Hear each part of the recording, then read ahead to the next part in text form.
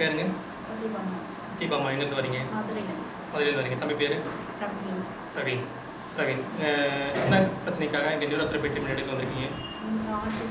Autism problem இருக்குது, hyper activity, இது ரெண்டுமே இருக்குது. அதுக்காக சிகிச்சை அதுக்காக வந்திருக்கீங்க. சரி, இங்கே எத்தனை நாளாக சிகிச்சை எடுத்திருக்கீங்க? 10 days. இந்த 10 daysல உங்களுக்கு என்னென்ன முன்னேற்றங்கள் நடந்திருக்கு? கை ஆடிட்டே இருக்கும். சரி சரி. அது ரெடியூஸ் ஆயிருக்கு. சரி சரி. கொஞ்சம் ஒபே பண்ண ஆரம்பிச்சிருக்காங்க. நீங்கள் சொல்கிறது கேட்குறாங்க, அந்தளவுக்கு வந்திருக்காங்க. சரி, இந்த ஆட்டிசம் அப்படிங்கிறது பார்த்தீங்கன்னா ஒரு 2-3 விதமான பிரச்சனைகள் ஒன்றா சேர்ந்தது இந்த ஆட்டிசம் சொல்லுவாங்க. உதாரணமாக கொரியா அப்படிங்கிற ஒரு ப்ராப்ளம் இருக்குது. கொரியா வந்து அன்மானிட்டரி மூவ்மெண்ட், அதாவது கை இருக்குன்னா அந்த கை வந்து மூவ்மெண்ட்ஸ் ஆகிட்டே இருக்கும்.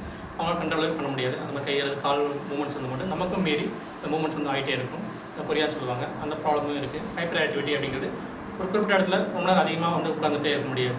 அதாவது ஒரு வேலை செஞ்சுட்டே இருப்பாங்க, ஏதாவது தள்ளி விடுவாங்க. இந்த மாதிரி ரொம்ப ஸ்பீடாக வந்து என்னோட ஆக்டிவிட்டிஸ் வந்து மட்டும் இருக்கும். இதுக்கு ஹைப்பர் ஆக்டிவிட்டி சொல்லுவாங்க. மூணாவது வந்து பார்த்தீங்கன்னா ஐ கான்டாக்ட் இருக்காது.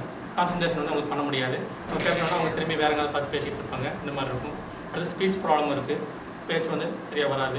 இந்த மாதிரி இருக்கும். வரும், ஆனால் ரொம்ப லேட் ஆகும். இந்த மாதிரி ப்ராப்ளம் இருக்குது, ஸ்பீச் ப்ராப்ளம். இந்த மாதிரி ஒரு 5-6 விதமான விஷயங்கள் ஒன்றா சேர்ந்தது இந்த ஆட்டிசம் சொல்லக்கூடியது.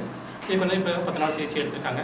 தொடர்ந்து உங்களுக்கு இந்த பாயிண்ட்ஸ் எல்லாமே என்னென்ன கொடுக்கணும் நீங்கள் கற்றுக் கொடுத்துருக்கோம். தொடர்ந்து வீட்டில் போய் பண்ணும்போது முழுதுமாக இந்த ஆட்டிசம் பிரச்சனையை நம்ம சரி பண்ண முடியும். 1 year, அதிகபட்சம் ஒரு 2 yearsக்குள்ள முழுசுமாக நம்ம இந்த பிரச்சனையை நம்ம சரி பண்ண முடியும். ஓகேம்மா, நன்றிம்மா, வந்து பேட்டி கொடுத்துருக்கேன்.